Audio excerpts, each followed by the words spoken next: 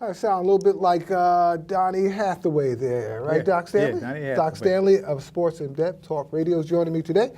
Welcome, Doc. Hey, always praise to my Lord and Savior. There is it's a big week in boxing. We got the Golden Glove Finals taking place here at the Barclays Center for 2 days, Bernard Hopkins Thursday and Friday. Bernard Hopkins down in D.C. along with Paulie Malignaggi and Kid Chocolate. The product great PR by Kelly Swanson. And Saddam Ali is fighting. So you love Saddam. That Ali Forgive me, okay? Saddam's there. Saddam. I'm sorry. So he's fighting this week also. So hopefully he's on the comeback trail. I mean, because he almost lost a fight. Yeah, well, it almost doesn't count. And that's the measure of what a fight does in tough fights like that. That gives you character and shows you what you can do, as Marion Boykin says. Pacquiao and Bradley just fought over the weekend. Does that put Pacquiao back in the Mayweather sweepstakes? Listen, we know one thing's going to happen. Who's going to fight next is not Mayweather. He's not in the Mayweather sweepstakes. Not at all. Why not? When I'm here, I for the longest time thought Top Rank didn't want to make this fight. Right. Now I'm hearing there's powers that be within Golden Boy that are doing things to derail the fight.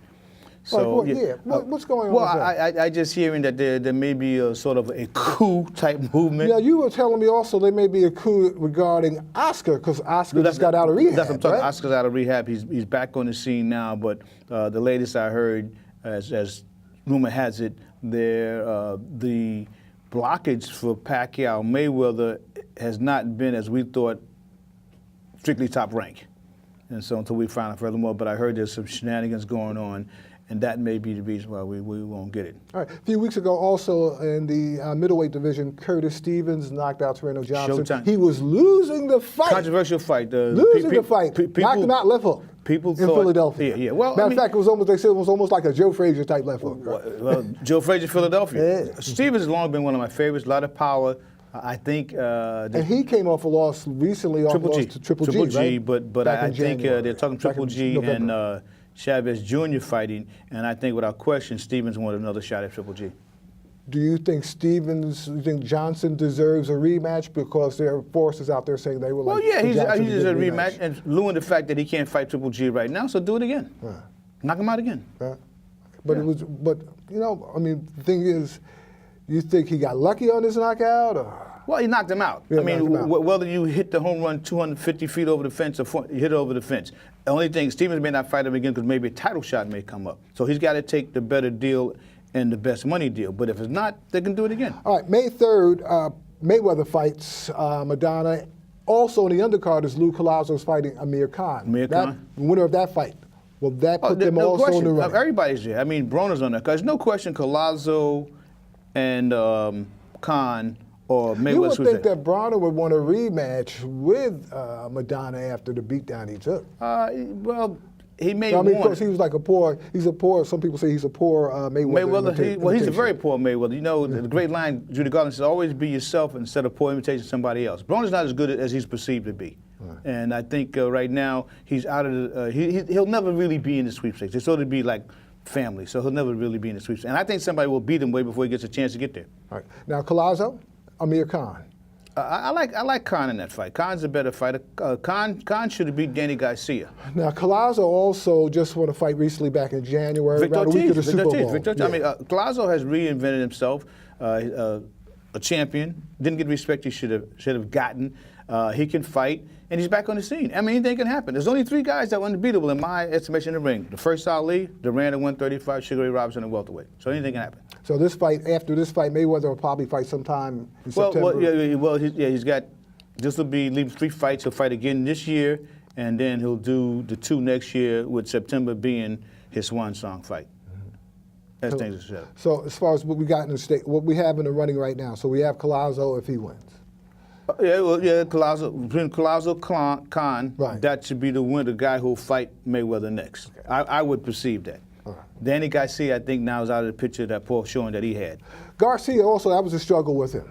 Well, it's a struggle. He won the fight. A lot of people think he didn't win the fight, but a loss is a loss. But that was a real fight for him too. That tested him, Garcia. Well, I thought he passed the test when he fought the heavy puncher. His name is Casey right now, Kunti. I thought that when he surrendered showing, but maybe that might have simply been the fight of his life. All right, cool. All right, let's move on. Negro League Baseball.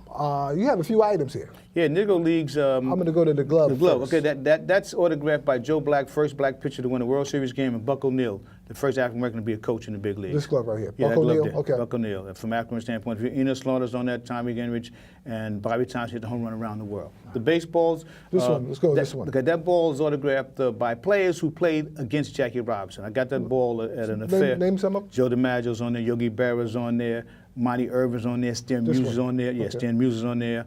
And Whitey Ford, Eddie Lopat, Yogi Berra, some great Yankees. Duke Snyder. So what would this ball be worth on the marketplace? That's a good question. You want to shoot a bid and kick it in. You know, to me, it's just something unique. How about this one?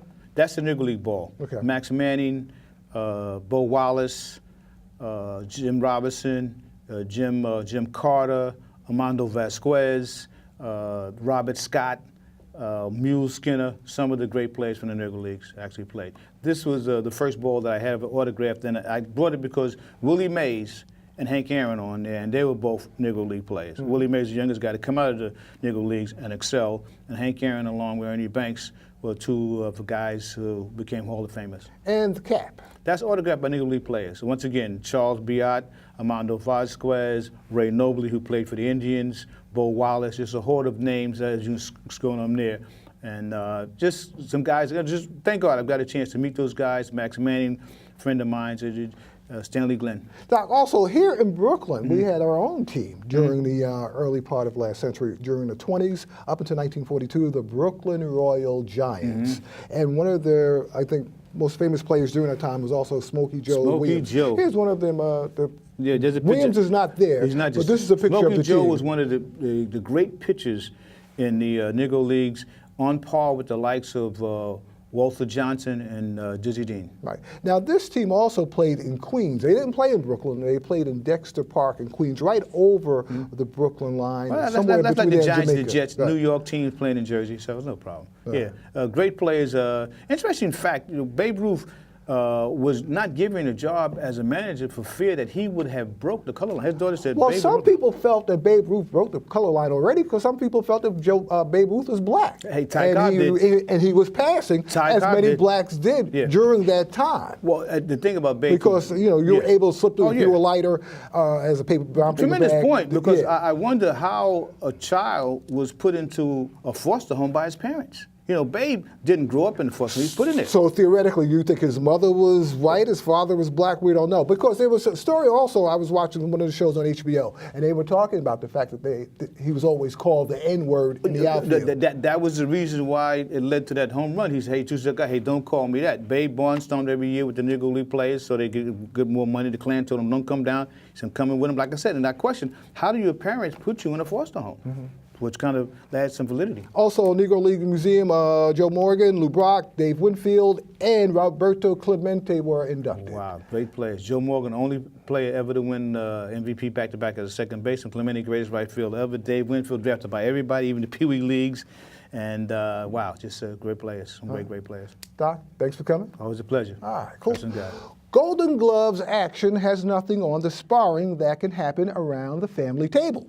But instead of a TKO, we would like to think that those conflicts end up hugging it out. Up next, photographer Jerry Vizuzzo is sharing 70 years of his family tradition, photography.